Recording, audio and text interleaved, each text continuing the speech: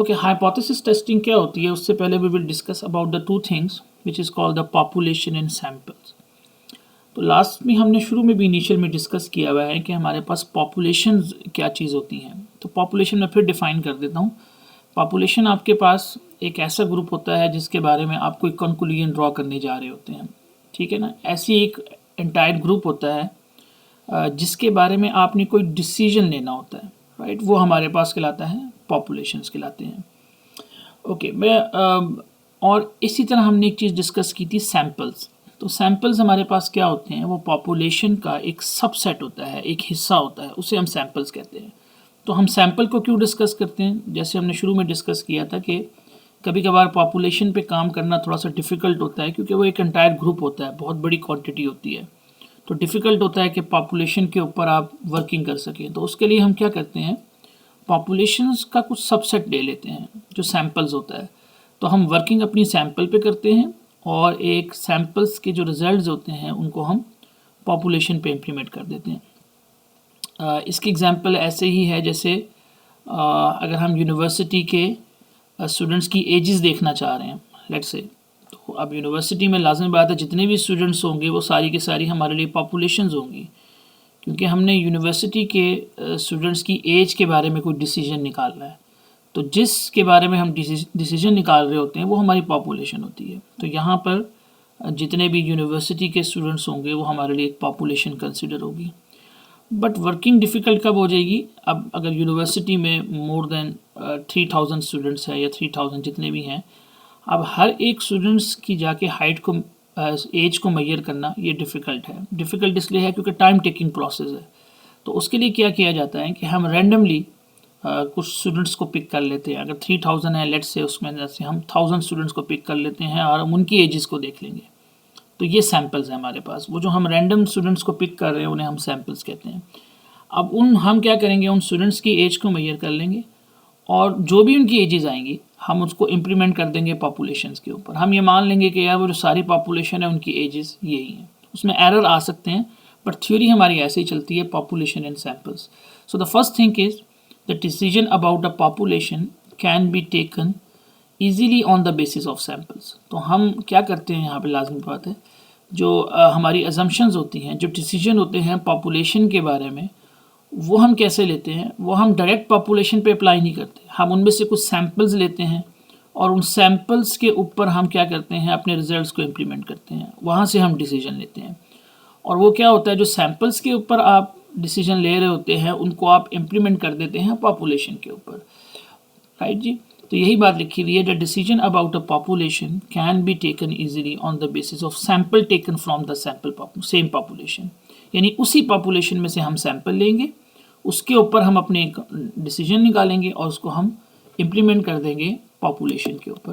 तो ये एक प्रोसेस है जो हमने इनिशियली स्टैटिस्टिक्स के अंदर यूज़ किया था। अब this is a new thing, to make decision about a population we use the sampling theory. अब एक नया वर्ड यहाँ पर यूज़ होगा सैम्पलिंग थ्योरी का। ये हमने सेंटर लिमिट थ्योरम में भी क्लास में डिस्कस की थी चीज़ें सैम्पलिंग थ्योरी के बारे में। तो यानी हम ये कह रहे हैं कि अगर आपने एक डिसीजन लेना है पॉपुलेशन के बारे में तो उसके लिए हम यूज़ करते हैं सैम्पलिंग थ्योरी। और सैम्पलिंग थ्योरी मैंने आपको भी बता दिया है कि जो रिजल्ट्स हैं वो सैम्पल से ले जाते हैं। इसकी एक एग्जांपल यहाँ पर हम डिस्कस करेंगे ताकि इसको अंडरस्टैंड कर सकें कि हम करने क्या जा रहे हैं। तो basically let's say example is if a drug chemist want to decide whether the new drug is effective और not in curing diseases, then he can make judgment by using sampling theory। इस example को ज़रा समझिएगा ताकि हम इसको clear कर सकें कि हम पढ़ने क्या जा रहे हैं। लेट्स से हम ये कहते हैं कि एक फार्मास्यूटिकल कंपनी है कोई, तो उसने कोई लेट्स से कोई ड्रग जो है वो लॉन्च की है उसने, एनी ड्रग, राइट जी। तो हम ये देखना चाहते हैं कि वो जो ड्रग है लेट्स से वो फार्मास्यूटिकल कंपनी एक यूनिवर्सिटी के ऊपर सर्वे करती है, जो पूरी यूनिवर्सिटी के स्टूडेंट्स हैं उनके ऊपर सर्वे करती है। और होता क्या है, वो ये देखना चाह रहे हैं कि यूनिवर्सिटी के कितने स्टूडेंट्स हैं, ठीक है ना, जो इसको यूज़ कर रहे हैं। तो वो जो यूनिवर्सिटी के सारे स्टूडेंट्स हैं वो हमारे लिए एज अ पॉपुलेशन बन जाएंगे, ये उसका काम है लेट्स से। अब लाज़मी बात है जिन लोगों पे सर्वे किया जा रहा है वो सारे के सारे यूनिवर्सिटी के स्टूडेंट्स हैं, लेट्स से हम ये कह रहे हैं। तो अब इट्स डिफ़िकल्ट कि आप यूनिवर्सिटी के सारे स्टूडेंट्स के ऊपर सर्वे करें, उस ड्रग को देखने के लिए कि वो कितनी इफ़ेक्टिव है किसी ख़ास बीमारी के लिए। लेट्स से हम कहते हैं कि कोई पेन के लिए है या पेन किलर हम ये कह देते हैं, तो वो सारे स्टूडेंट्स पे सर्वे नहीं करेंगे उसके लिए, क्योंकि अगर 3000 स्टूडेंट्स हैं तो उनके लिए डिफ़िकल्ट है वो हर स्टूडेंट से जाके पूछें भाई ये कितनी इफ़ेक्टिव है आपके लिए। तो वो क्या करेंगे उसके लिए, कुछ रैंडम कुछ जो है वो स्टूडेंट्स को पिक कर लिया जाएगा। वही जो मैंने एग्जांपल दी थी, 3000 है, अगर उसमें से लेट्स से 1000 स्टूडेंट्स को सिलेक्ट कर लेंगे और उनके ऊपर सर्वे कर लेंगे कि वो पूछेंगे भाई ये जो मेडिसिन आपने यूज़ की हैं ये कितनी इफ़ेक्टिव है आपके लिए। तो लेट्स से हम ये कहते हैं कि किसी कंपनी ने अगर कोई मेडिसिन ए लॉन्च की है, लेट्स से मैं कह देता हूँ कि उसका नाम है, सो लेट्स से वो ए मेडिसिन है, तो वो ये कहते हैं कि जब सर्वे किया गया, सर्वे ने ये बताया भाई कि ये 20% जो मेडिसिन थी ये इफ़ेक्टिव है हमारे लिए, यानी जो इसका असर था वो 20% है। या हम ये कह सकते हैं कि 20% स्टूडेंट ने इसको इफेक्टिव कहा जी कि ये हमारे लिए इफेक्टिव है। ये एक सर्वे था किसके ऊपर, सैम्पल्स के ऊपर। अब यही जो 20% उन स्टूडेंट्स ने कहा है, हम ये इम्प्लीमेंट कर देंगे उस पूरी पॉपुलेशन पर, यानी हम कहेंगे जी भाई 20% जो स्टूडेंट्स कह रहे हैं वही पॉपुलेशन की राय है, राइट। इसको हम कहते हैं अजम्पशन। ये स्टार्टिंग में हमारी अजम्पशंस होती है और ऑब्वियसली ये अजम्पशन ही है, ये हमारा क्लेम है, ठीक है, ये हमारी एक राय है, ये 100% ट्रू नहीं हो सकती। तो इनिशियली में क्या होता है आपके पास, जब भी आप किसी हाइपोथेसिस को स्टार्ट करते हैं तो हाइपोथेसिस के लिए इनिशियल में आपकी अजम्पशंस होती हैं, ठीक है। अब हमने ये देखना है कि इस प्रोसेस के लिए कि ये मेडिसिन कितनी इफ़ेक्टिव है कि नहीं, इसके लिए हम एक रूल यूज़ करते हैं जिसको हम कहते हैं हाइपोथेसिस टेस्टिंग। तो मैंने ये एग्जांपल यहाँ पे लिखी हुई है कि अगर एक ड्रग है, वो केमिस्ट है, वो उसको देखना चाह रहा है कि वो कितनी इफेक्टिव है किसी खास डिजीज़ में, तो उसके लिए वो सैम्पलिंग थ्योरी का सहारा लेगा। और सैम्पलिंग थ्योरी क्या है, वही जो मैंने बताया कि यूनिवर्सिटी के सारे स्टूडेंट्स, वो पॉपुलेशन थी, वो उनके ऊपर उसको राय जजमेंट नहीं देगा, क्योंकि उनके ऊपर मुश्किल है कि वो उस पर सर्वे कर सके। तो वो एक सैम्पल लेगा उसके अंदर से, और सैम्पल कुछ स्टूडेंट्स का होगा, उनके ऊपर वो उसको सर्वे करेगा और जो वो राय देंगे उसी को वो इम्प्लीमेंट कर देगा पॉपुलेशन के लिए। मगर ये जो काम है इनिशियली जो हम स्टार्ट करते हैं, ये बेसिकली हमारा हाइपोथेसिस के लिए होता है। तो याद रखिएगा, सबसे पहला हमारा जो काम है वो अजम्पशंस होंगी, और हम अपने क्वेश्चंस के अंदर भी इन्हीं अजम्पशंस को देखा करेंगे कि हमारी अजम्पशंस हैं क्या बेसिकली। तो ये अजम्पशन कहाँ से आएगी, इसको हम डिस्कस करेंगे। तो हम इसके लिए कह रहे हैं, इसके लिए जो हमारा प्रोसेस होता है बच्चों, उसको हम कहते हैं this is called the hypothesis testing. तो हाइपोथेसिस टेस्टिंग क्या होता है, इसको अब हम डिस्कस करेंगे। तो पहला स्टेप जो हाइपोथेसिस टेस्टिंग के लिए होता है, नाम से लग रहा है हाइपोथेसिस का मतलब यही है कि अजम्पशंस, कि हमने किसी चीज़ के बारे में सबसे पहले अजम्पशंस निकालनी है। अब दो किस्म की हाइपोथेसिस टेस्टिंग हम यहाँ पर डिस्कस करने जाएंगे। एक का हम नाम रखते हैं नल हाइपोथेसिस, एक को हम नल कहते हैं, दूसरे को हम कहते हैं अल्टरनेटिव हाइपोथेसिस। तो हमारी पूरी की पूरी जो टेस्टिंग ऑफ हाइपोथेसिस है उसके अंदर बच्चों यही थ्योरी चलेगी। नल हाइपोथेसिस को देखेंगे, अल्टरनेटिव हाइपोथेसिस को देखेंगे, और इसी के अंदर हम अपना काम करेंगे। अच्छा, अब नल हाइपोथेसिस क्या चीज़ होगी वो हम डिस्कस करेंगे यहाँ पर। अभी लेट्स से मैं ये कह रहा हूँ कि ये जो ड्रग ए लॉन्च हुई है, ये कोई कंपनी है हमारे पास, कंपनी ए है, उसने लॉन्च की है। लेट्स से हम ये कहते हैं कि एक और कंपनी है, उसने एक ड्रग बी को लॉन्च कर दिया। लेट्स से एक और कंपनी है हमारे पास, उसने भी एक ड्रग जो है वो बी को लॉन्च की है। अब लेट्स से उन्होंने भी एक सर्वे कंडक्ट करवाया, और उन्होंने जब सर्वे कंडक्ट किया तो सेम प्रोसेस से उन्होंने भी ये देखा कि उनकी जो ड्रग थी वो भी कितनी परसेंट इफेक्टिव थी, 20%, और वो ड्रग इसी तरह की है जो पेन किलर हम यूज़ कर रहे हैं। अब नल हाइपोथेसिस क्या बनेगा, ज़रा गौर से सुनिएगा। नल हाइपोथेसिस इनिशियल में हमारी अजम्पशंस क्या थी, जो पहली ड्रग थी वो 20% इफेक्टिव थी, ये हमारी अजम्पशंस थी, ठीक है, ये हमारी अजम्पशन थी, ये हमारी एक थ्योरेटिकल वैल्यू बेसिकली थी, इसे हम कहते हैं ये हमारी एक थ्योरेटिकल वैल्यू है। अच्छा, अब हम ये कह रहे हैं कि जो एक दूसरी कंपनी है उसने भी एक ड्रग लॉन्च की है, वो भी 20% इफेक्टिव है, ये हमारी कहलाएगी ऑब्जर्व्ड वैल्यू। यानी गौर से ज़रा देखें कि थ्योरेटिकल वैल्यू का मतलब क्या है, ये शुरू में हमारी अजम्पशंस थी पहली कंपनी के बारे में, पहली ड्रग के बारे में, और दूसरा फिर एक और कंपनी ने जब ड्रग को लॉन्च किया तो उसके सर्वे के मुताबिक भी वो 20% इफेक्टिव थी, ये हमारी ऑब्जर्व्ड वैल्यू है। तो नल हाइपोथेसिस क्या कहता है, नल हाइपोथेसिस ये कहता है कि आपकी शुरू की अजम्पशंस और बाद की अजम्पशंस अगर उनकी वैल्यू सेम है तो वो हमारा नल हाइपोथेसिस है। बी केयरफुल, ये थोड़ी टर्म लॉजिकल है मगर आप इसको ऐसे ही याद रखेंगे कि यानी इनिशियली अजम्पशंस और बाद की वो दोनों के दोनों क्या है हमारे पास सेम होंगे तो उनको हम कहेंगे they are called the null hypothesis. हम इसको डिटेल में डिस्कस करते हैं यहाँ पे। तो यहाँ पर हमने कहा है कि what is the hypothesis in a sampling theory. The test of hypothesis always begin with an assumptions. मैंने क्या कहा था, सबसे पहला स्टेप हाइपोथेसिस के अंदर अजम्पशंस होती हैं। आपने एक राय कायम करनी है, वो ठीक भी हो सकती है और गलत भी हो सकती है, बट इसके बगैर हमारा हाइपोथेसिस स्टार्ट नहीं होगा। और ये अजम्पशन हमारी हमेशा क्वेश्चन के अंदर गिवन हुआ करेगी। उसको हम बनाएंगे कैसे, वी विल डिस्कस लेटर, हम उसको देखेंगे बाद में। तो स्टेप नंबर 1 जी, आपका जो सैम्पलिंग थ्योरी होता है उसमें हम हाइपोथेसिस का सहारा लेंगे और उसमें हमेशा हाइपोथेसिस कैसे स्टार्ट होगा, विद एन अजम्पशन। अच्छा, दूसरी चीज़, hypothesis is the assumption about the population parameter. यही मैंने आपको बताया कि हाइपोथेसिस में हम क्या करते हैं, वो एक अजम्पशन करते हैं पॉपुलेशन के बारे में। दिस इज़ वेरी इंपॉर्टेंट, बार बार हम यही बात कर रहे हैं कि हम पॉपुलेशन पे काम नहीं करते, उधर से सैम्पल्स लेते हैं, सैम्पल्स पे काम करते हैं, उसके रिजल्ट्स को पॉपुलेशंस में इम्प्लीमेंट कर देते हैं। सो डैट्स वाई यहाँ पर वो यही कह रहा है कि हाइपोथेसिस क्या करते हैं हम, is the assumption about the population parameter. If you remember, हमने ये डिस्कस किया था कि हमारे पास सेंट्रल लिमिट थ्योरम में हमने ये कहा था जो पॉपुलेशंस के पैरामीटर होते हैं उसको हम म्यू से रिप्रेजेंट करते हैं। इसी तरह सैम्पल्स के कुछ पैरामीटर्स थे, वहाँ हमने एक्स बार यूज़ किया था। ओके जी, so this is the thing in sampling theory. In order to make a decision about a population, this is the thing now. First of all we make an assumption about the population parameter. ये हमारा steps चलेगा कि जब भी हमने sampling theory में हम क्या करते हैं, हमने पॉपुलेशन के बारे में अगर कोई डिसीजन लेना है तो सबसे पहले हम क्या करेंगे, एक अजम्पशन करेंगे किसके बारे में, पॉपुलेशन पैरामीटर के बारे में। अब हमारा पॉपुलेशन पैरामीटर यहाँ क्या है, हमारा म्यू जो होता है वो पॉपुलेशन का पैरामीटर होता है। और आपको याद होगा ये पॉपुलेशन के पैरामीटर्स जो हम डिस्कस करते हैं उसमें मीन होता है और स्टैंडर्ड डेविएशन होता है। ये हमने सेंट्रल लिमिट थ्योरम में डिस्कस किया था डिटेल के साथ। अच्छा, अब हमने सारी की सारी अजम्पशंस किसके बारे में करनी है जी, इस म्यू के बारे में आपने करनी होती है अजम्पशन। बेसिकली इसके बारे में आप अजम्पशंस करते हैं, यानी पॉपुलेशन पैरामीटर के बारे में जो हमने कहा था। अब ये जो अजम्पशंस होती हैं they are called the hypothesis. यानी अब आपको सिंपल वर्ड में समझ आ गया कि हम जो भी अजम्पशन करेंगे पॉपुलेशन पैरामीटर के बारे में वो सारे के सारी हमारी क्या कहलाएंगी, हाइपोथेसिस। और मैंने क्या कहा था, ये हाइपोथेसिस क्या हो सकती हैं, लाजिमी बात है ट्रू भी हो सकती हैं और फॉल्स भी हो सकती हैं क्योंकि अजम्पशंस हैं।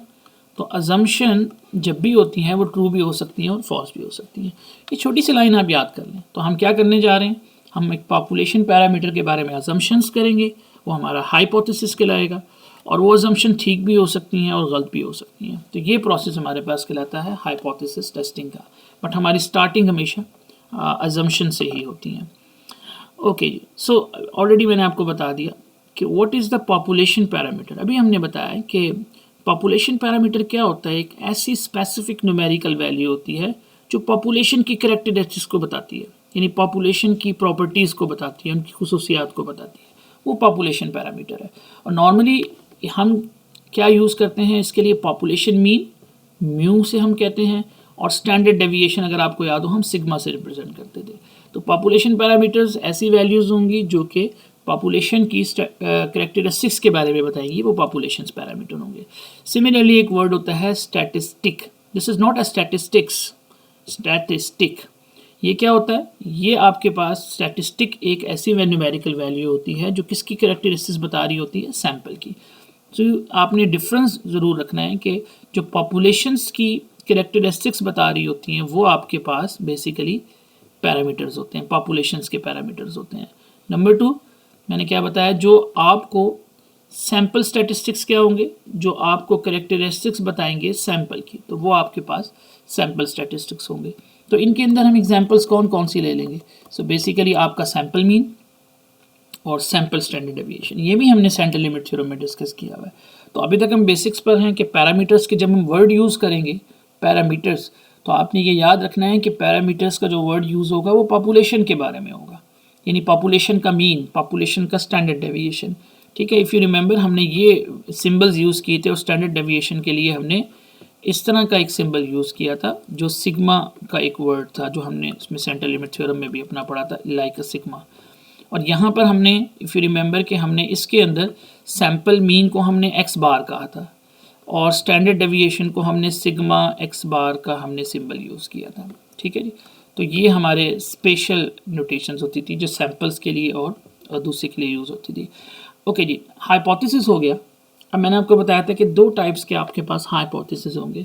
Number 1 is called the null hypothesis and number 2 is the alternative hypothesis. आपके पूरे थ्योरी के अंदर यही दो हमारे काम होंगे कि हम नल हाइपोथेसिस को देखेंगे और अल्टरनेटिव हाइपोथेसिस को देखेंगे।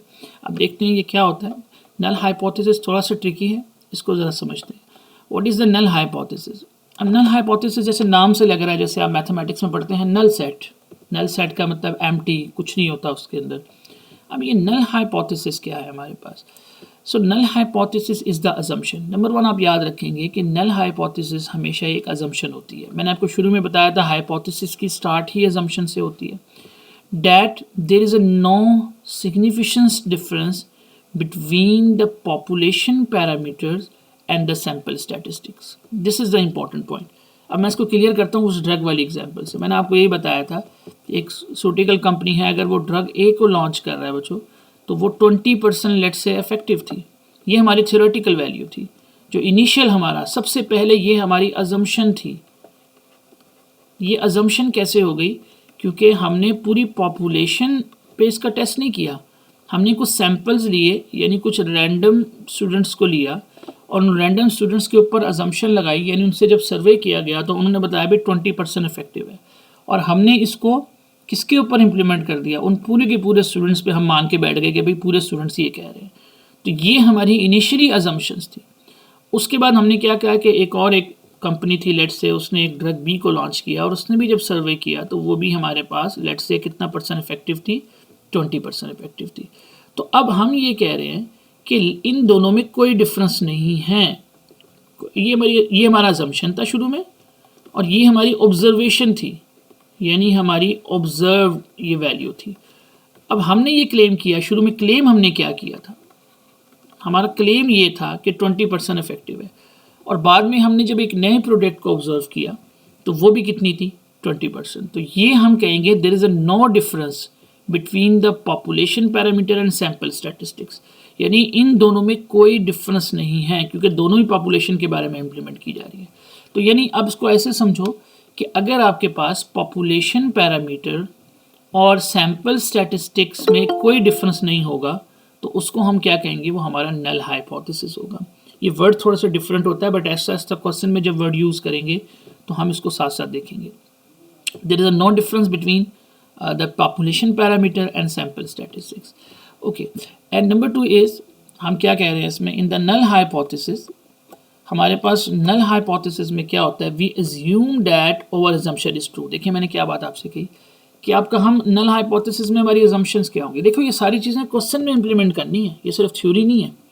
ये अगर आपको थोड़ा पता होगा तो देन आप क्वेश्चन स्टार्ट कर सकेंगे। तो नल हाइपोथेसिस में हम क्या कह रहे हैं? हमारी अजम्पशंस क्या होगी?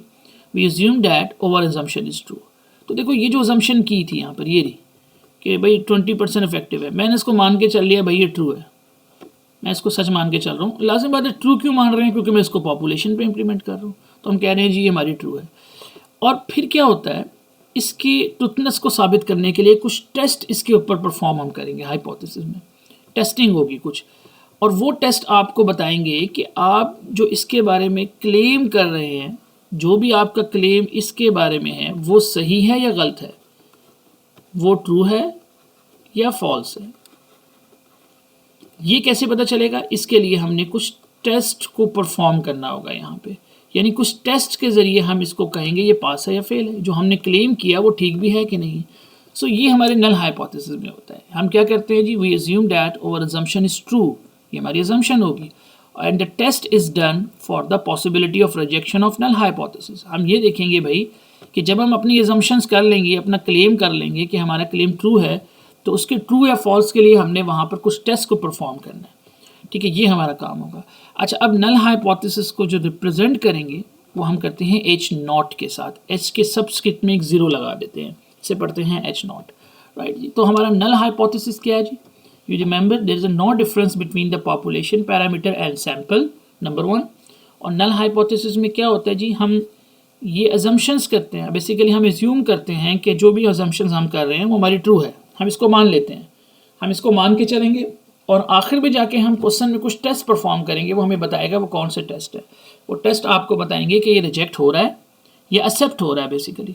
तो null hypothesis is representing by H naught, ये नल हाइपोथेसिस है। अच्छा, इसी के अगेंस्ट अब मैं इसकी एग्जांपल को देखो, अब this is the important thing जो हम यहाँ कह रहे हैं वो क्या है।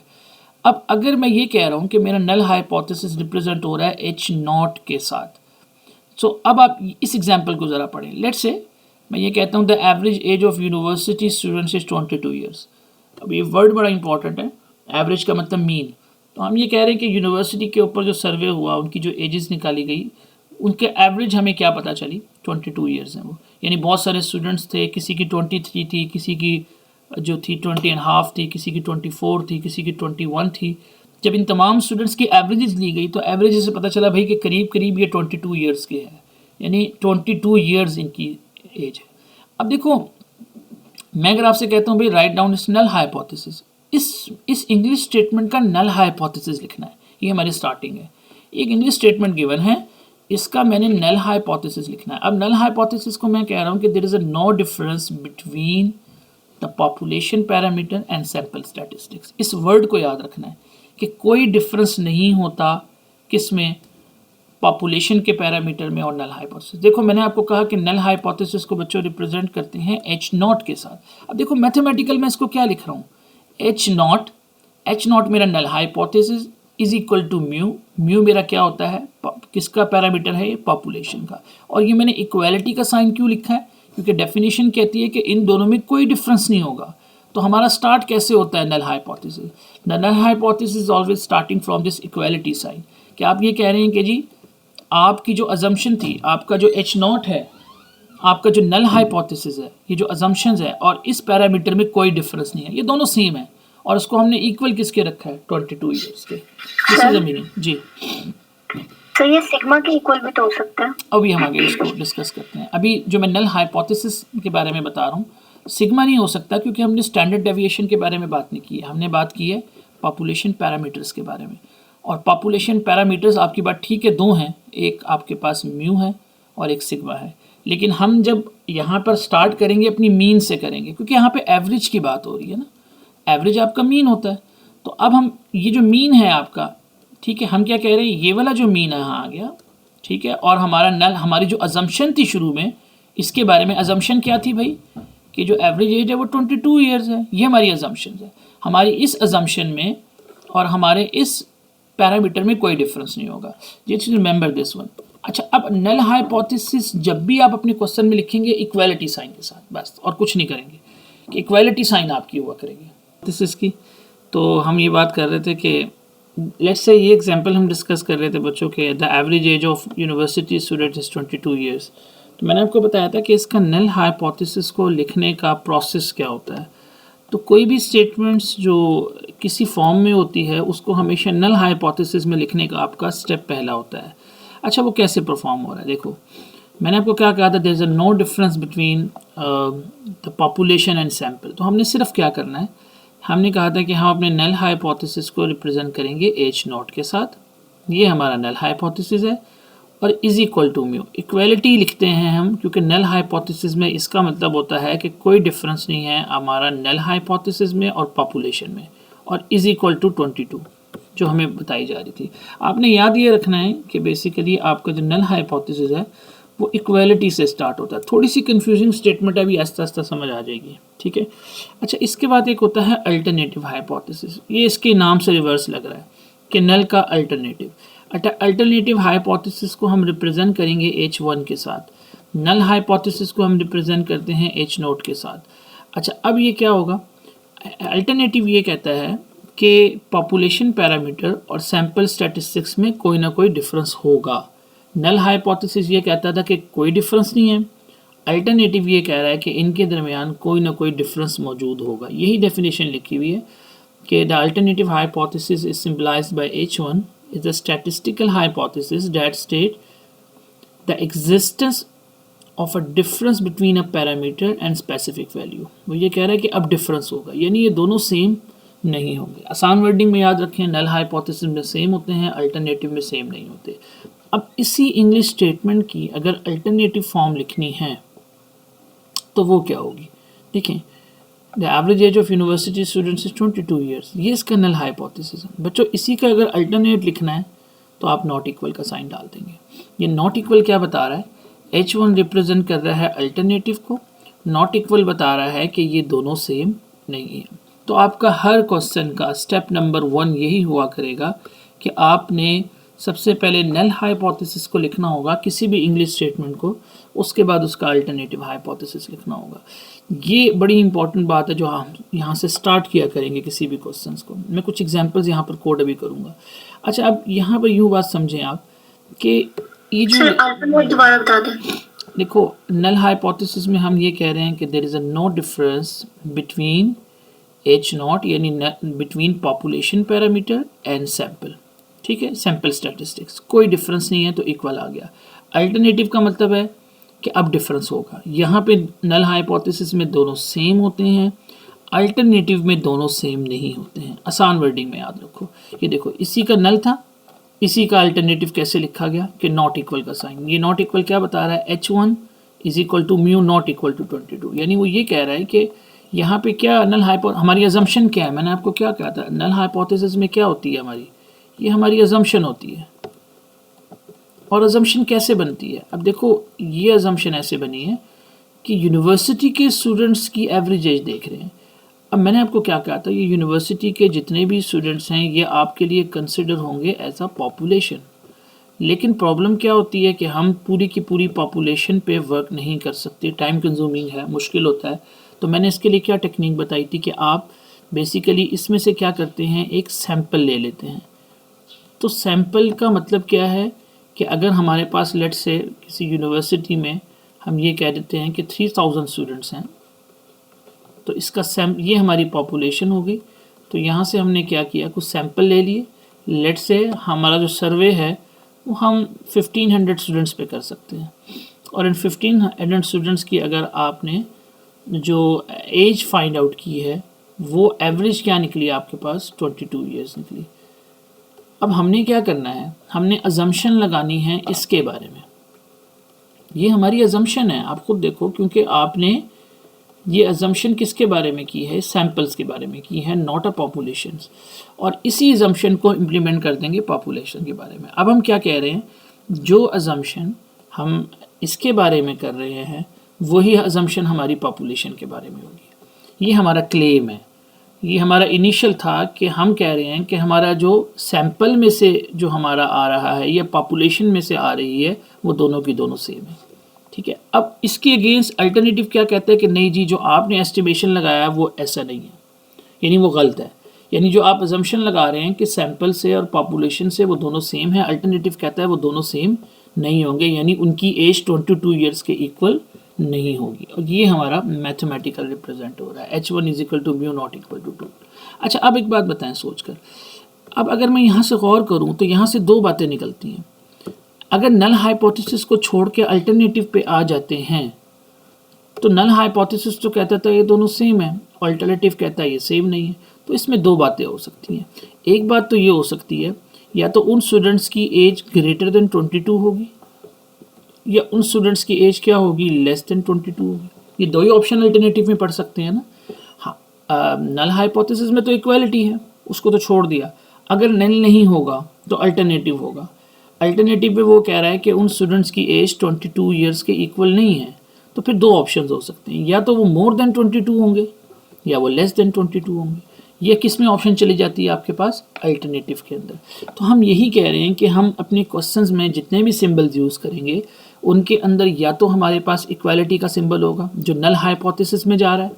अच्छा, ये तीन सिंबल्स कहाँ आ रहे हैं जी, ये जो तीन सिंबल्स हैं, पहला वाला सिंबल तो नल हाइपोथेसिस में जा रहा है, आखिरी वाले तीन कहाँ हो सकते हैं, अल्टरनेटिव में हो सकते हैं। ठीक है, उसकी वजह क्या होगी, हमने यही तो कहा है कि अल्टरनेटिव में हम ये कहते हैं कि वो बेसिकली नॉट इक्वल है।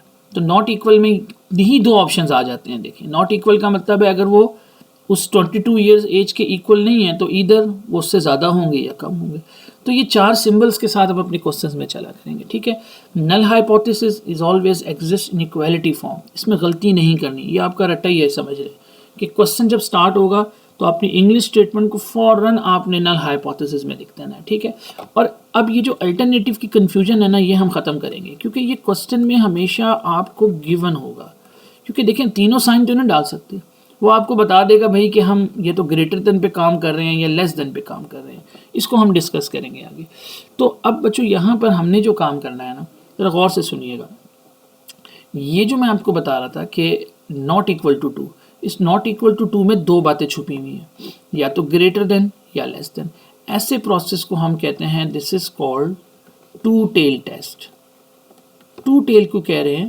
क्योंकि बच्चों इसकी दो टेल है, आई मीन कि एक इसकी टेल इस तरफ ग्रेटर देन है, ये टेल इसे हम कहते हैं, एक इसकी टेल किस तरफ है, लेस देन है। तो ऐसे प्रोसेस को हम कहते हैं this is called the two tail test. यानी यहाँ पर हमारे पास टू टेल टेस्ट, देखो क्या होगा। टू टेल टेस्ट में आपने क्या करना है, सबसे पहले ये जो लिखा हुआ है ये कौन सा हाइपोथेसिस है, this is called the null hypothesis. ये जो है क्योंकि ये इक्वालिटी में लिखा हुआ है, और ए क्या चीज़ है, कोई नंबर है, वॉट एवर 10 20 30 जो भी होगा। तो अगर टू टेल टेस्ट की बात होगी तो टू टेल टेस्ट का नल हाइपोथेसिस ये लिखा है, और अल्टरनेटिव कैसे लिखेंगे, इस तरीके से लिखेंगे, ठीक है, नॉट इक्वल टू ए। क्योंकि नॉट इक्वल टू ए में दो बातें पड़ी हुई हैं, या तो ग्रेटर या फिर लेस। तो अब आपने याद रखना है this is called a two tail test. Null hypothesis के बाद अल्टरनेटिव को नॉट इक्वल डालना। अच्छा, एक होता है लेफ्ट टेल टेस्ट। अब आप शायद खुद समझ जाएं कि why this is left tail test. ये क्या हो गया, ये तो नल हाइपोथेसिस हो गया, और इसको हम लेफ्ट टेल क्यों कह रहे हैं, क्योंकि इसकी टेल आप देखेंगे लेफ्ट की तरफ है। यहाँ से गौर करें तो ये जो टेल है इसकी, ये टेल होती है ये वाली, ये इसकी टेल है, और ये इसकी लेफ्ट साइड पर पड़ी हुई है, ठीक है, इसलिए इसे कहते हैं लेफ्ट टेल टेस्ट, और ये लेस के साइन के साथ है। और दूसरे वाले को हम क्या कहेंगे, राइट टेल टेस्ट, क्योंकि उसकी जो टेल है वो राइट तरफ होगी, ठीक है। तो आपका हाइपोथेसिस तीन जगहों पर चलेगा। हाइपोथेसिस में नंबर 1, अगेन मैं बार बार रिपीट कर रहा हूँ, आपने नल हाइपोथेसिस लिखना है इनइक्वालिटीज़ फॉर्म में। फिर उसके बाद नल हाइपोथेसिस के बाद आपके पास तीन किस्म के टेस्ट होंगे। अच्छा, अब हमने पूरे क्वेश्चंस में काम यही करना है, या तो क्वेश्चन टू टेल टेस्ट का होगा, या लेफ्ट टेल टेस्ट का होगा, या राइट टेल का होगा। इसको हम स्टेप बाय स्टेप यहाँ पर डिटेल में डिस्कस कर लेते हैं। अच्छा जी, अब यहाँ पर वो जो मैं आपको बता रहा था ना कि देखें, अभी मैंने ऊपर क्या बताया था कि नल हाइपोथेसिस और अल्टरनेटिव एक दूसरे के ऑपोजिट होते हैं, ऑपोजिट ही होते हैं। अगर नल में इक्वालिटी आ रही है तो अल्टरनेटिव में इक्वालिटी नहीं आएगी। अच्छा, अब इसका मतलब ज़रा समझ लो, दिस इज़ वेरी इंपॉर्टेंट। अब इम्पॉर्टेंट चीज़ इसमें क्या है कि the null hypothesis and alternative hypothesis are opposite to each other. It mean what, this is the important statement. If the null hypothesis is true, बड़ी बात गौर से सुनिए, अगर तो आपका नल हाइपोथेसिस ट्रू है तो अल्टरनेटिव हाइपोथेसिस क्या होगा, वो फॉल्स होगा, क्योंकि एक टाइम पर एक ही बात सही हो सकती है। अगर तो नल हाइपोथेसिस ट्रू है, यानी जो शुरू में अजम्पशन हमने की थी, यानी शुरू में इस मिसाल में एग्जाम्पशन क्या की थी हमने, कि जो सैंपल पे मैं एज मेजर कर रहा हूँ वो भी 22 ईयर्स है, और पॉपुलेशन पे भी 22 है, ये मेरा नल हाइपोथेसिस था। अगर ये मेरी बात ट्रू है तो अल्टरनेटिव गलत हो जाएगा, फिर अल्टरनेटिव ट्रू नहीं हो सकता। या दूसरी बात क्या होगी, अगर तो अल्टरनेटिव ट्रू है तो फिर आपका हाइपोथेसिस, नल हाइपोथेसिस ट्रू नहीं हो सकता। यानी एक दूसरे के रिवर्स पे चलते हैं, ये हम क्वेश्चन में भी सीखेंगे। If the null hypothesis is false then obviously the alternative hypothesis is true. ये दो बातें आप याद रखेंगे कि आपके पास एक टाइम पर एक ही ठीक होगा, या तो नल होगा तो अल्टरनेटिव गलत हो जाएगा, अल्टरनेटिव होगा तो नल आपका गलत हो जाएगा, ठीक है। अच्छा, यहाँ तक जो कॉन्सेप्ट था इसमें सिर्फ यहाँ पे कोई थ्योरी याद नहीं रखनी, आपने ये याद रखना है कि हाइपोथेसिस होता क्या है। हाइपोथेसिस आपकी अजम्पशन होती है, नंबर 1। तो हमारा स्टेप नंबर 1 क्या होता है कि हम नल हाइपोथेसिस जनरेट करते हैं, ये क्वेश्चन में गिवन होगा। नल हाइपोथेसिस जनरेट करने के बाद आपने सेकंड स्टेप क्या करना होता है, आपने उसका अल्टरनेटिव लिखना होता है। अल्टरनेटिव के बाद हमारा ये वाला काम होता है कि हम कुछ टेस्ट परफॉर्म करते हैं, वो भी हम सीखेंगे। अच्छा, अब यहाँ पर देखें, लाज़िम बात है, हमने हाइपोथेसिस के अंदर अजम्पशंस की हैं, और मैंने आपको क्या कहा था, अजम्पशन सही भी हो सकती हैं और गलत भी हो सकती हैं। तो इसलिए यहाँ पर एक कॉन्सेप्ट आएगा errors in testing of hypothesis. Hypothesis में एरर्स भी आते हैं, बिल्कुल आते हैं। अब कितने एरर्स जो हैं वो हम देखेंगे कि कितने एरर्स जो हैं वो हम बर्दाश्त कर सकते हैं, यानी कि कितने एरर्स ऐसे होंगे जो एक्सेप्टेबल होंगे हमारे काम के अंदर। तो दो किस्म के एरर हम डिस्कस करेंगे। Number 1 is type 1 errors and number 2 is type 2 errors. अब ये एरर्स कैसे आएंगे मैं आपको बताता हूँ। एरर्स हमारे क्वेश्चन में बड़े इंपॉर्टेंट होते हैं। In the process of test of hypothesis some errors may occur, these error are called error in hypothesis. अच्छा, अब आप चले गए हैं एरर्स इन हाइपोथेसिस में। हाइपोथेसिस हो गया, अब एक टाइप 1 एरर्स है, एक टाइप 2 एरर्स है। तो टाइप 1 एरर को ज़रा ध्यान से देखिएगा कि टाइप 1 एरर कब आ सकता है हमारे क्वेश्चंस के अंदर। तो वो कह रहा है कि type 1 error occurs when we reject, ज़रा गौर से देखिएगा, we reject the null hypothesis though it is true.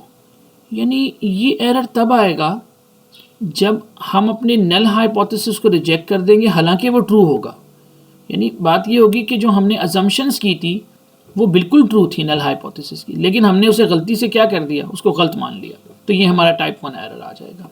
आप इसको रीड कर सकते हैं कि आपने रिजेक्ट किया नल को, हालांकि वो ट्रू था हालांकि वो सही था, तो हमारा एरर आ गया। हमने एरर किया है कि हमने नल हाइपोथेसिस सही होने के बावजूद उसको रिजेक्ट कर दिया।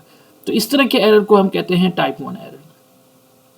तो when the null hypothesis is true and we are making the decision of rejecting it when it is type 1 error. तो हमने यही बात लिखी है कि जब आपका जो हाइपोथेसिस था, नल हाइपोथेसिस, वो ट्रू था, मगर हम उसके बारे में क्या जजमेंट कर गए, क्या डिसीजन कर गए कि भाई वो गलत है, तो फिर आपका टाइप 1 एरर पता चलेगा कि वो सही था और हमने जज किया। अभी सिर्फ आप थ्योरी पे ध्यान रखें, वो क्वेश्चंस में आपको गिवन होगी चीज़, कुछ ना कुछ क्वेश्चन में आपको मेंशन करेगा कि we are studying the type 1 error या टाइप 2 एरर। ठीक है, ये वो स्टेटमेंट मेंशन करेगा क्वेश्चन में।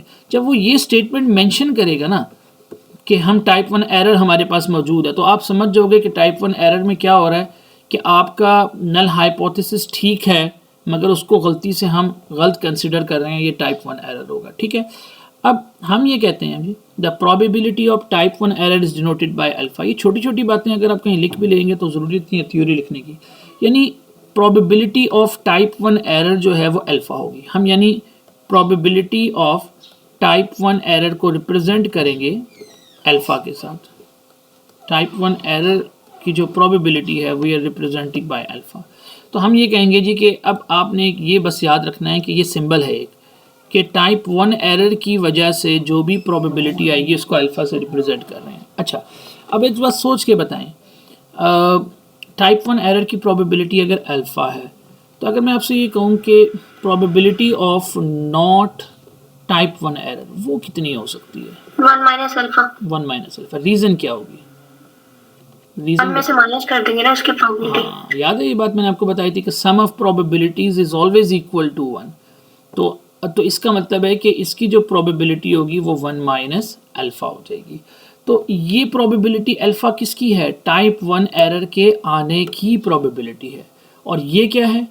टाइप 1 ना आने की प्रोबेबिलिटी 1 माइनस अल्फा। क्योंकि हमें पता है कि इन दोनों को हम सम करेंगे तो अल्फा और अल्फा कैंसिल हो जाएंगे और वो हमारे पास 1 आ जाएगा, क्योंकि sum of probability is always equal to 1। ठीक है, ये इंपॉर्टेंट कंडीशन है, याद रख लें कि अल्फा का सिंबल बड़ा इंपॉर्टेंट होगा, ये हमारे क्वेश्चन में भी मेंशन होगा। ठीक है, यानी जैसे इन्होंने पूछा था कि हमें कैसे पता चलेगा, तो जब क्वेश्चन में आपको कहा जाएगा भाई टाइप 1 एरर आ रहा है, तो इसका मतलब है कि अल्फा की कोई वैल्यू स्पेसिफिक गिवन होगी। वो जो अल्फा की वैल्यू गिवन होगी वो आपको बताएगी ये एरर इतना बताया हुआ है कि हम अपना काम करते हुए इतना एरर जो है हम देख सकते हैं, वो हम उसको डिस्कस कर लेंगे। अच्छा, टाइप 2 एरर इसी के रिवर्स में ले जाए। अब आप अगर टाइप 1 को याद कर लेते हैं तो 2 खुद ब खुद याद हो रहा है। कैसे याद हो रहा है? देखो, टाइप 1 एरर में क्या किया, नल को रिजेक्ट किया, हालांकि वो ठीक था। अब टाइप 2 एरर में क्या कर रहे हैं हम? टाइप 2 एरर में ये कह रहे हैं कि when we accept the null hypothesis though it is false. देख लो कि हम क्या कर रहे हैं, इसमें रिवर्स काम कर रहे हैं। हालांकि अब की दफ़ा नल हाइपोथेसिस गलत था और उसको हम क्या मान के चल रहे हैं? सही मान के चल रहे हैं। पिछले केस में क्या था, नल सही था, उसको रिजेक्ट कर दिया था गलती से। यहाँ पर नल गलत है, उसको गलती से क्या कर रहे हैं? एक्सेप्ट कर रहे हैं। तो उसकी बेसिकली तो ऐसे decision when the null hypothesis is false, आपका नल हाइपोथेसिस फॉल्स है और हम उसके बारे में डिसीजन सही होने का बना रहे हैं, तो वो टाइप 2 एरर है। तो आप दोनों को याद ना करें, आप किसी एक को याद करें। आप कहें जी टाइप 1 एरर आपको याद है, टाइप 2 खुद ब खुद हो जाएगा।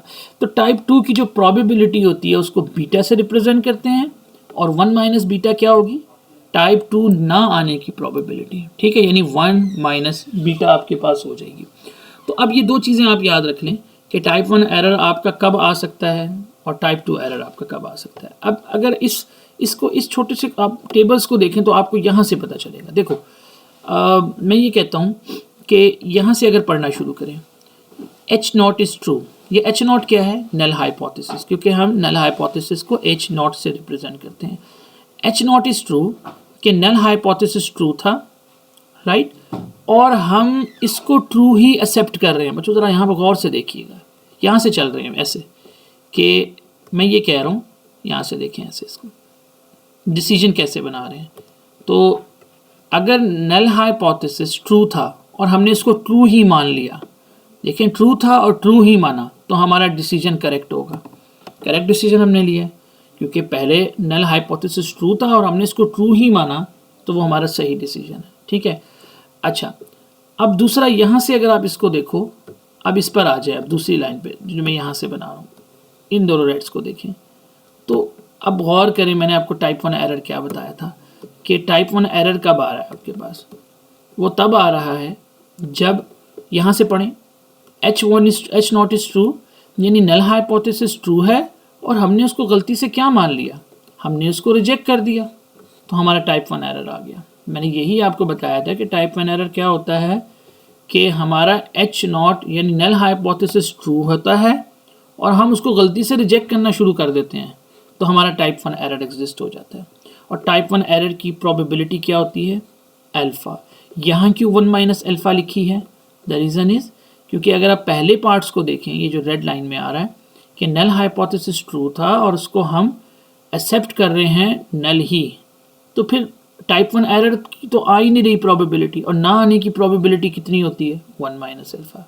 सेम एज अगर आप नीचे वाले को कंसिडर करें तो आपको ये बात समझ आ जाएगी। अगर हम दूसरी वाली बात पे चले जाते हैं, लेट्स से मैं आपसे ये कहता हूँ कि we are talking about this one, तो इस पर आप क्या डिसीजन लेंगे कि अगर आप गौर करते हैं तो एच नॉट हमारा फॉल्स था, यानी नल हाइपोथेसिस गलत था और हमने उसे गलती से क्या कर लिया, एक्सेप्ट कर लिया, फॉल्स, तो आपका टाइप 2 एरर एग्जिस्ट हो जाएगा जिसकी प्रोबेबिलिटी क्या होगी, बीटा होगी। सिमिलरली नल हाइपोथेसिस फॉल्स था, फॉल्स को हम रिजेक्ट कर रहे हैं, तो बिल्कुल ठीक कर रहे हैं क्योंकि नल हाइपोथेसिस फॉल्स है and we are rejecting the null hypothesis, तो आपका करेक्ट डिसीजन होगा।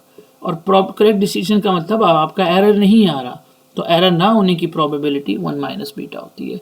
इस चार्ट को थोड़ा विजुलाइज कर लोगे तो आपको बात समझ आ जाएगी कि इसके अंदर हम क्या कर रहे हैं, या आप उसी वर्डिंग में जो ऊपर मैंने आपको बताई थी आप इसको याद कर सकते हैं कि वो आपके पास क्या चीज़ है, ठीक है। तो थ्योरी की हद तक तो ये बात ओके होगी। अच्छा, यहाँ तक कोई प्रॉब्लम नहीं होनी चाहिए। हमने सिर्फ हाइपोथेसिस के साथ टाइप 1 और टाइप 2 एरर को डिस्कस किया। ओके, द पार्ट 3 इसका क्या है, the concept of level of significance, confidence level and critical decisions. ये मैं आपको समझाता हूँ। पहले सबसे पहले हम डिस्कस करेंगे लेवल ऑफ सिग्निफिकेंस। अच्छा, लेवल ऑफ सिग्निफिकेंस क्या है, देखिए अभी मैं एरर की बात कर रहा था। अच्छा, अब लेवल ऑफ सिग्निफिकेंस को हम डिनोट करते हैं अल्फ़ा के साथ। अभी आपको याद होगा कि मैंने अल्फ़ा ऊपर किसी ख़ास सिंबल को कहा था, मैंने अल्फ़ा कहा था टाइप 1 आने की प्रोबेबिलिटी को, ठीक है ना, वो होता है अल्फ़ा। तो अब ये क्या कह रहा है, the level of significance is denoted bye alpha represent the maximum probability of occurring type 1 error. ज़रा गौर से सुनिएगा, वो ये कह रहा है कि जो आप रिसर्च कर रहे हैं, जो आप काम कर रहे हैं, उसमें ज़्यादा से ज़्यादा हम कितना एरर बियर कर सकते हैं, यानी इसमें कितना एरर ऐसा होगा जो हमारे लिए एक्सेप्टेबल होगा, वो हम कहेंगे हमारे काम को वो डैमेज नहीं करेगा। यानी टाइप 1 एरर हम देखने जा रहे हैं जो अल्फ़ा है, maximum probability of occurring type 1 error, ये हमारा कहलाता है लेवल ऑफ सिग्निफिकेंस। ये वर्ड याद रखिएगा, क्वेश्चंस के अंदर वो कभी कभार अल्फ़ा नहीं लिखेगा, वो सिर्फ ये वर्ड यूज़ करेगा, लेवल ऑफ सिग्निफिकेंस। तो आप समझ जाइएगा, द लेवल ऑफ सिग्निफिकेंस का मतलब है हम बात कर रहे हैं अल्फ़ा की या टाइप 1 एरर की, ठीक है जी, सेम थिंग। और वो क्या होगा कि मैक्सिमम कितनी प्रोबेबिलिटी है टाइप 1 एरर आने की, ठीक है ना। अच्छा, अभी हमने कहा था कि टाइप 1 एरर क्या होता है जी।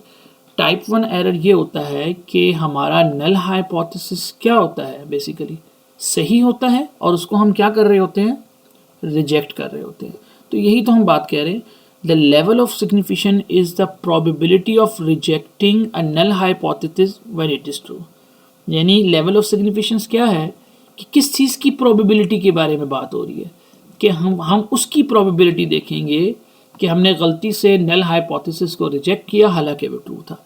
अच्छा, अब जनरली क्या होगा, देखिए जनरली ये होता है कि 5% एरर जो होता है, आपको पता है बहुत छोटा एरर है, तो generally it is taken 5% level. अच्छा, 5% का मतलब क्या है, ये लेस से अल्फ़ा आपको दे दिया गया क्वेश्चन में 5%, ये हमारा क्या है जी, ये हमारा है टाइप 1 एरर। यानी इसका मतलब अब क्या होगा टाइप 1 एरर का, तो टाइप 1 एरर का, या इसको हम कह देते हैं ये हमारा एरर है सिंपल। तो मैंने अभी आपको बताया था कि इसका मतलब ये है कि जो आप रिसर्च कर रहे हैं या आपने जो सर्वे किया है उसमें 5% एरर है। अब मुझे बताएं, अगर पूरे काम में 5% एरर है तो करेक्ट काम कितना होगा फिर? 95% काम हो जाएगा। तो ये तो बेटर है कि अगर आपका 95% काम ठीक है और 5% का एरर आ रहा है तो कोई प्रॉब्लम नहीं है, ठीक है। यानी इतने एरर्स जो होते हैं ना हमारे लिए वो सिग्निफिकेंस रहते हैं। अब लेट्स से किसी क्वेश्चन में अगर आपका जो एरर है टाइप 1 एरर है वो 1% होगा तो वो एक्सेप्टेबल है, 1% कोई बड़ी उसमें बात नहीं है। तो करेक्ट जो आपका काम होगा, जो करेक्शन होगी उसके अंदर, वो आपके 99% होगी।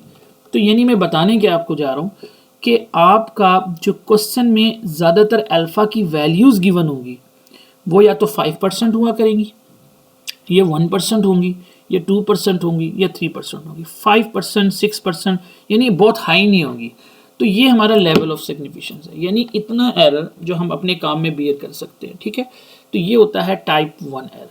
अब आपको समझ आ जानी चाहिए ये क्वेश्चन में कैसे गिवन होगा। मैंने आपको बता दिया, या तो अल्फ़ा लिखा होगा या लेवल ऑफ सिग्निफिकेंस लिखा होगा, लेकिन मैं बार बार एक बात रिपीट करूँगा, अल्फ़ा का मतलब सिर्फ एरर नहीं होगा, अल्फ़ा का मतलब आपका टाइप 1 का एरर होगा। और टाइप 1 के एरर का मतलब क्या होगा कि आपका नल ओरिजिनल में क्या था, ट्रू था, मगर आप उसको क्या करने जा रहे हैं, रिजेक्ट करने जा रहे हैं। ये आपका टाइप 1 एरर है, ये अल्फ़ा है, ठीक है। इतना एरर अगर आ गया तो कोई प्रॉब्लम नहीं है। ये कहलाता है जी लेवल ऑफ सिग्निफिकेंस। अब हम बात करते हैं कॉन्फिडेंस लेवल की। लेवल ऑफ सिग्निफिकेंस थ्योरी से निकल गया, आपने अल्फ़ा को याद कर लिया और रीज़न आपको समझ आ गई। अब कॉन्फिडेंस क्या है, ज़रा सोच के बताएं। अगर मैं आपसे ये कहूँ कि कॉन्फिडेंस लेवल का मतलब बच्चों ये होता है कि हमें कितना कॉन्फिडेंस है कि हमारा काम ठीक होगा। मुझे यहाँ से बताओ कि जो मैंने पहली एग्जांपल अल्फ़ा की ली है तो मुझे कितना कॉन्फिडेंस था मेरा काम बिल्कुल इसमें ठीक होगा। तो आप कहेंगे जी 95% आपको कॉन्फिडेंस के साथ आप कह सकते हैं कि आपका 95% जो काम है वो क्या है, ठीक है। इसी तरह दूसरी एग्जांपल में अगर हमारा लेवल ऑफ सिग्निफिकेंस यानी अल्फ़ा 1% है तो हमारा लेवल ऑफ कॉन्फिडेंस क्या है, हमें कितना कॉन्फिडेंस है कि हमारा काम ठीक होगा, 99%। तो ये जो करेक्शन है ये हमारी कहलाती है लेवल ऑफ कॉन्फिडेंस, राइट जी। वर्ड से आपको समझ आ जाएगा कि आपको कितना कॉन्फिडेंस था इसके बारे में कि आपका ये काम बिल्कुल ठीक होगा, ठीक है। तो इसे हम कहते हैं लेवल ऑफ कॉन्फिडेंस। अच्छा, अब इसमें एक बात देखो, मैं अगर आपसे ये पूछूं कि पिछली एग्जांपल में अल्फ़ा को मैंने लिया 5%, आपने कहा भाई ये लेवल ऑफ सिग्निफिकेंस हो गया, ठीक है ना, यानी ये हमारे पास था लेवल ऑफ सिग्निफिकेंस। अच्छा, उसके बाद मैंने आपसे पूछा भाई इसी का कॉन्फिडेंस लेवल कितना है, तो आपने फ़ौरन इसको 95% कैसे बताया। क्या मैं कह सकता हूँ कि लेवल ऑफ सिग्निफिकेंस में मेरा एरर है क्योंकि ये अल्फ़ा है, और कॉन्फिडेंस लेवल में क्या मेरा एरर है या नहीं है, नहीं है, क्योंकि वजह क्या है कि कॉन्फिडेंस लेवल का मतलब ही ये है कि हमारा इतना % काम ठीक है। तो हम ये कह सकते हैं कि हमारा जो कॉन्फिडेंस लेवल है, क्या मैं इसको ये कह सकता हूँ the probability of not occurring type 1 error, right जी, यही बात है ना, टाइप 1। तो इसमें क्योंकि ये क्या है, ये प्रोबेबिलिटी है टाइप 1 एरर की, ये प्रोबेबिलिटी है टाइप 1 एरर की जो हमारे पास अल्फ़ा है। तो अभी हमने सीखा था probability of not occurring type 1 error क्या होती है, 1 माइनस अल्फ़ा। तो ये कितना हो जाएगा, 1 माइनस अल्फ़ा मेरा कितना था 5%, जो मेरा कितना हो जाएगा 95%। ठीक है, तो यही बात हमने यहाँ पर की है। अगर आप इस कॉन्फिडेंस लेवल को पढ़ेंगे तो कॉन्फिडेंस लेवल क्या है, is the probability of not occurring type 1 error. ये बात क्लियर हो रही है सबको कि कॉन्फिडेंस लेवल बेसिकली में एरर नहीं होगा। एरर कहाँ होगा, सिग्निफिकेंस लेवल में होगा। तो कॉन्फिडेंस लेवल क्या चीज़ होती है कि आपको कितना कॉन्फिडेंट है कि आपका काम ठीक है। वो आप कैसे निकालते हैं, आप सिर्फ यूँ करते हैं कि अपने उस एरर को जो सिग्निफिकेंस लेवल होता है उसको 1 में से माइनस कर देते हैं। तो जो आपको आंसर मिलता है वो आपका कॉन्फिडेंस लेवल होता है कि आपका इतना काम क्या होता है, ठीक होता है। अब मुझे बताएं what is the definition of the confidence level. The confidence level is meant by accepting null hypothesis when it is true. क्या यही बात हो रही है, गौर से सुने ज़रा इस बात को। अल्फ़ा में क्या होता था, सिग्निफिकेंस लेवल में हम क्या कर रहे थे, हम नल हाइपोथेसिस को रिजेक्ट कर रहे थे हालांकि वो ठीक था। और कॉन्फिडेंस लेवल में हम क्या कर रहे हैं, बिल्कुल ठीक काम कर रहे हैं कि नल हाइपोथेसिस आपका ठीक है और उसको हम एक्सेप्ट करने जा रहे हैं। सो this is the main difference between the significance level and confidence level. फिर रिपीट करता हूँ, सिग्निफिकेंस लेवल आपका टाइप 1 एरर होता है। नंबर 1 टाइप 1 एरर अल्फ़ा होता है, और टाइप 1 एरर में हम क्या कर रहे होते हैं, गलती से नल हाइपोथेसिस को रिजेक्ट कर देते हैं हालांकि वो ठीक होता है। अल्फ़ा की वैल्यू होती है और कितना नॉर्मली गिवन होता है क्वेश्चन में, 5%, 1%, 2%। कॉन्फिडेंस लेवल ये होता है कि आपको कितना कॉन्फिडेंट है कि आपका काम बिल्कुल ठीक होगा। तो अगर 5% एरर है तो हमें कॉन्फिडेंट है कि हमारा 95% ठीक होगा। तो इसका मतलब है, कॉन्फिडेंस का मतलब है कि नॉट अकरिंग टाइप 1 एरर। तो टाइप 1 एरर नहीं आ रहा, और टाइप 1 ना आने की प्रोबेबिलिटी हम ऊपर देख चुके हैं, वो 1 माइनस अल्फ़ा थी। तो इसका मतलब है कि ये कॉन्फिडेंस लेवल है। This is a main difference between the significance and confidence level. ठीक है जी, तो ये भी थ्योरी में आपको क्लियर होना चाहिए। अच्छा, इसके बाद हम उसी बात को डिस्कस करेंगे जो ऊपर मैंने मैथमेटिक्स में लिखी है, उसको मैं ग्राफ में ले आऊँगा। बेसिकली हमने नॉर्मल डिस्ट्रीब्यूशंस को पढ़ा हुआ है, लेकिन इसमें कोई नॉर्मल डिस्ट्रीब्यूशन का ताल्लुक नहीं होगा। अच्छा, अब एक होता है क्रिटिकल रीजन। क्रिटिकल रीजन को हम कहते हैं रिजेक्शन रीजन। अब हम अपने टेस्ट पर आ रहे हैं कि हमने टेस्टिंग कैसे करनी है। इसके क्वेश्चंस तो मैं क्लास में ही करवाऊंगा आपको, मैं सिर्फ यहाँ पे थ्योरी वाइंड अप कर रहा हूँ इसकी आज, फिर हम इसके प्रॉपर्ली क्वेश्चंस क्लास में करेंगे। अच्छा, क्रिटिकल रीजन्स क्या होते हैं। अब यूँ याद रखो कि क्रिटिकल रीजन्स वो रीजन होते हैं जिनको हम रिजेक्ट करेंगे। ठीक है। अच्छा, मैंने आपको ये समझाया था नॉर्मल डिस्ट्रीब्यूशन में, the region area under the normal curve which is always equal to 1। ये हमने डिस्कस किया हुआ है कि कोई भी जो नॉर्मल कर्व होता है उसके अंदर का जो एरिया होता है वो बेसिकली 1 होता है। अच्छा, अब यहाँ पर देखो, the region area under the normal curve which is not covered by rejection region is called the acceptance region. देखो इसका मतलब क्या है, अब मैं आपको समझाता हूँ। ये आपको डायग्राम नज़र आ रही हैं दो, अभी मैं समझाऊंगा ये क्या चीज़ है। अभी सिर्फ डायग्राम पे गौर करें। ये जो यहाँ पर शेड हुआ है ना, इसे कहते हैं क्रिटिकल रीजन्स, यानी ये रीजन रिजेक्ट हो रहा है। ये बनेगा कैसे, मैं भी आपको बताता हूँ। अच्छा, यहाँ पे मैं लिख रहा हूँ अल्फ़ा/2, यहाँ पे मैं लिख रहा हूँ अल्फ़ा/2। उसकी वजह क्या है, देखो मैंने अपने नॉर्मल के कर्व को 2 पार्ट्स में डिवाइड कर दिया है। और देखें, क्रिटिकल रीजन्स वो होते हैं जहाँ पर एरर होता है, जहाँ पे टाइप 1 एरर होता है। देखिए, हम रिजेक्ट उसी रीजन को करेंगे जहाँ पर एरर होगा, ऑब्वियसली दूसरे रीजन को तो नहीं हम करेंगे ना। तो हमारा रिजेक्शन रीजन वही होगा जहाँ पर एरर है। अब मैंने यहाँ पर 2 हिस्से शेड कर दिए मिसाल के तौर पे, एक ये लेफ्ट साइड, यहाँ पे एरर है, ये एरिया मेरा रिजेक्ट हो रहा है। अच्छा, अल्फ़ा/2 क्यों किया है, क्योंकि मुझे बताएं हम टोटल एरर को रिप्रेजेंट करते हैं अल्फ़ा से। तो मैंने अपने एरर को 2 हिस्सों में डिवाइड कर दिया। तो 2 हिस्सों में डिवाइड करने की वजह से ये क्या बन जाएगा, अल्फ़ा/2, ये भी क्या बन जाएगा, अल्फ़ा/2। इन दोनों को अगर ऐड करेंगे अल्फ़ा/2 प्लस अल्फ़ा/2, आप सॉल्व करके देखिएगा, आंसर आपका सिर्फ अल्फ़ा बन जाएगा जो आपका टोटल है। ठीक है। तो अच्छा, अब एक्सेप्टेंस रीजन कौन सा होगा। अगर ये दोनों रीजन रिजेक्ट हो रहे हैं तो ऑब्वियसली इसके अलावा जो रीजन बच गया उसे हम क्या कहेंगे, एक्सेप्टेंस रीजन। मुझे कोई बता सकता है इसकी प्रोबेबिलिटी 1 माइनस अल्फ़ा क्यों लिखी हुई है। थिंक अबाउट, अभी शायद कोई बात मैंने बताई थी। ये जो एक्सेप्टेंस रीजन है इसकी प्रोबेबिलिटी 1 माइनस अल्फ़ा क्यों होगी। हाँ जी, किसी को नहीं समझ आ रही बात, why the this one.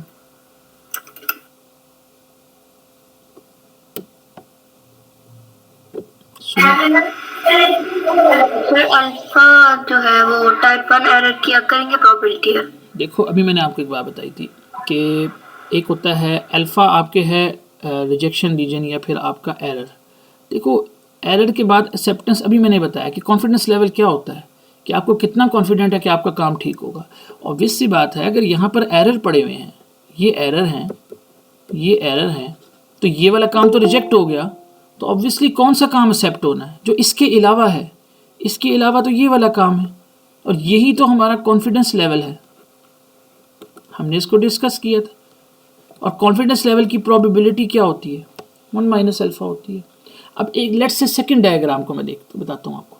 Second diagram पे मिसाल के तौर पे रिजेक्शन रीजन कहाँ आ रहा है आपका, रिजेक्शन रीजन सिर्फ ये आ रहा है on the right hand side, this is your rejection reason.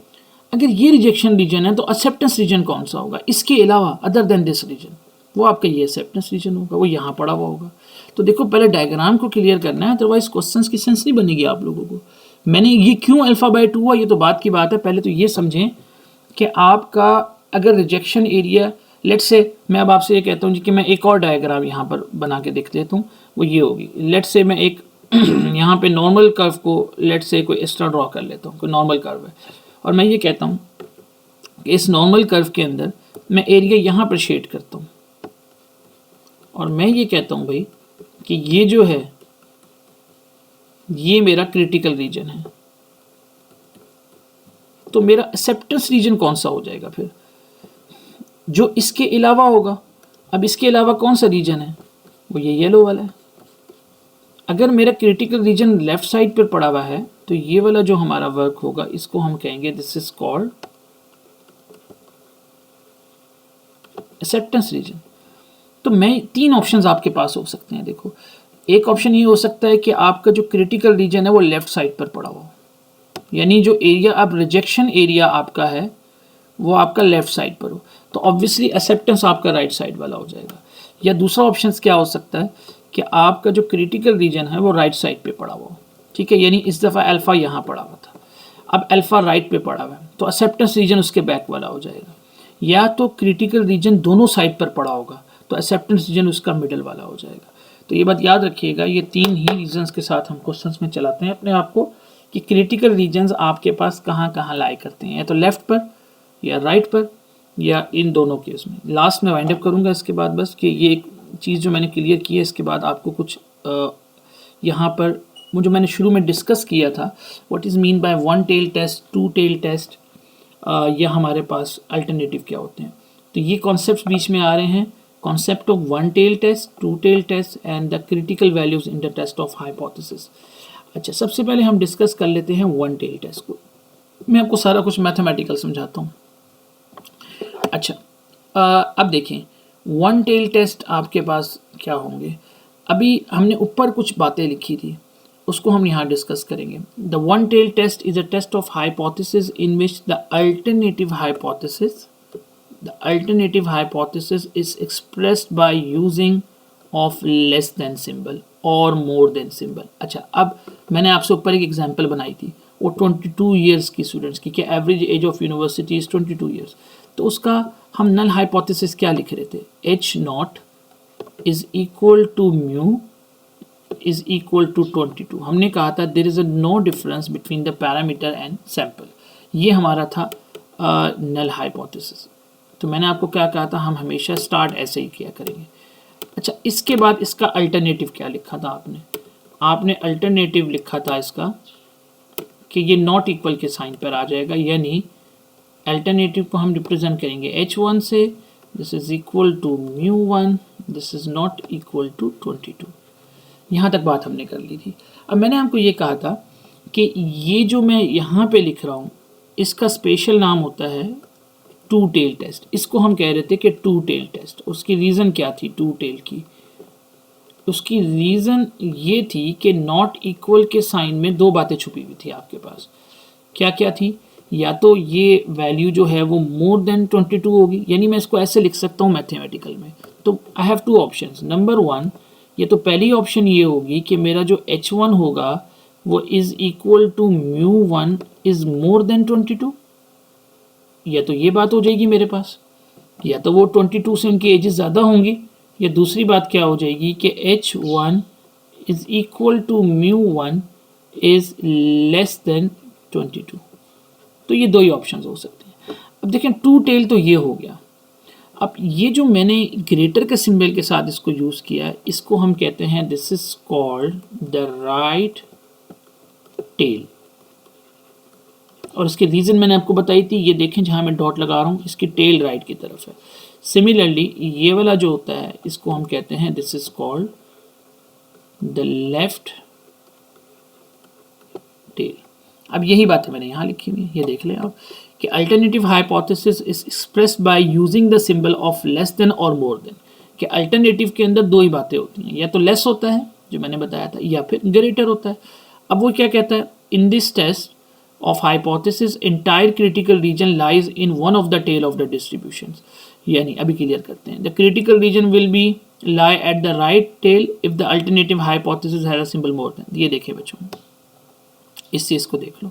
अब मैं यहाँ से अगर आपसे कहूँ कि वहाँ पे चेक डायग्राम, ये देखें ये किस, मैं आपसे पूछता हूँ यार ये कौन से टेल टेस्ट की डायग्राम है। अब ये हमारे पास राइट टेल टेस्ट है, क्योंकि राइट का सिंबल क्या है, राइट के लिए हम ये वाला सिंबल यूज़ करते हैं। तो राइट टेल टेस्ट के लिए हम क्या यूज़ कर रहे थे कि H1 is equal to μ1 is greater than some number a। तो ये हमारा राइट टेल के लिए था। अब राइट टेल पे हमेशा क्या होगा कि आपकी जो डायग्राम होगी वो राइट साइड पे शेड हुआ करेगी। तो ये जो डायग्राम है this is for right tail test, जो सिर्फ राइट टेल, और ये हमारा रिजेक्शन रीजन है, ऑब्वियसली ये हमारा एक्सेप्टेंस हो जाएगा। अब इसी तरह आप यूँ सोच लो कि यार लेफ्ट टेल टेस्ट की डायग्राम कैसे हो सकती है। लेफ्ट टेल डायग्राम की ये आपके पास डायग्राम हो गई है, क्योंकि इस पे आपका रीजन शेड किधर हुआ हुआ है, टूवर्ड्स लेफ्ट साइड। इसे कहते हैं लेफ्ट टेल टेस्ट डायग्राम। और आखिरी क्या रहेगी, टू टेल टेस्ट। तो टू टेल टेस्ट तो बड़ा आसान है, ये टू टेल टेस्ट की डायग्राम है। अब आपको समझ आएगी वो दो मैंने क्यों बनाई थी। ये टू टेल टेस्ट की क्यों है, क्योंकि यहाँ पर आपका रीजन लेफ्ट पर भी शेड हो रहा है और राइट पर भी शेड हो रहा है, इसलिए इसे कहते हैं this is called the two tail test. और इसके लिए हम यूज़ करते हैं α/2 एंड α/2, राइट जी। तो ये तीन ही आपके पास केसेस होते हैं जिनको हम कह रहे होते हैं लेफ़्ट राइट, ठीक है जी। तो अब सिर्फ ये करना है कि क्लासेस में जब भी हम आएंगे तो हम यहाँ से स्टार्ट करेंगे, basically procedure for testing the hypothesis से। तो अभी तक यहीं पे इसको बस आप अपने जहन में रखेंगे। अपनी अटेंडेंस काइंडली वहाँ पे मार्क कर दें सारे स्टूडेंट्स। अपलोड नहीं किया है मेरे ख्याल में। नहीं, आगे भी चेक करें। मैं सर आपने यकुम के नाम पे किया है यार, अपलोड है मीरम दा, अपलोड है, अभी देखिए जरा प्लीज। सर आपने डेट गलत लिखी हुई थी, इस वजह से लोग समझ रहे हैं कि अपलोड नहीं है। यस, ये ठीक कह रहे हैं, मैं इसको फिर भी डेट मैंने गलत डाल दी है। यस, इसको जरा काइंडली देख लें। बाकियों को भी बता दें कि